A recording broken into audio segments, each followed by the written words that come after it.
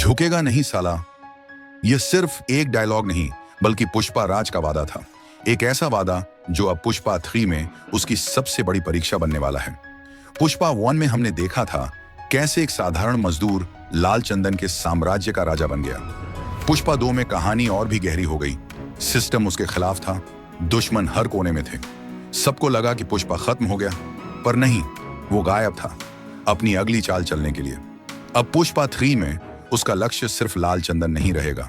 अब वो लड़ेगा उस व्यवस्था से जिसने हमेशा गरीबों को कुचला है। पुष्पा अब सिर्फ जंगल का बादशाह नहीं, वो जनता का मसीहा बनने जा रहा है। दूसरी तरफ एसपी भंवर सिंह शेखावत भी वापस आएगा। इस बार वो पहले से भी ज्यादा खतरनाक होगा। उसके पास नया नेटवर्क होगा, नया प्लान होगा और पुष्पा को मिटाने की कसम भी। पुष्पा के लिए यह लड़ाई आसान नहीं होगी, क्योंकि अब वो सिर्फ कानून से नहीं बल्कि सिस्टम से भिड़ेगा। पर पुष्पा जानता है, अगर शेर सो जाए तो इसका मतलब ये नहीं कि वो डर गया। वो फिर उठेगा और इस बार पूरे सिस्टम को झुका देगा। सुवर्णा और उसका बेटा भी इस बार कहानी का महत्वपूर्ण हिस्सा होंगे। पुष्पा अपने परिवार और जनता के लिए लड़ेगा।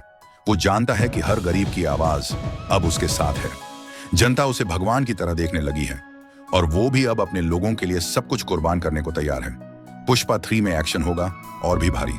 हर सीन में तनाव होगा, हर डायलॉग दिल को छू जाएगा।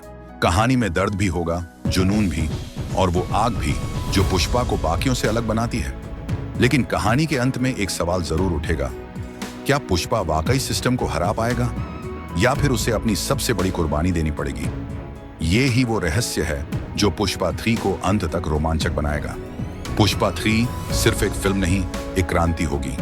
एक ऐसा अध्याय जहां जंगल जलेगा, सिस्टम डगमगाएगा और पुष्पा फिर से चमकेगा।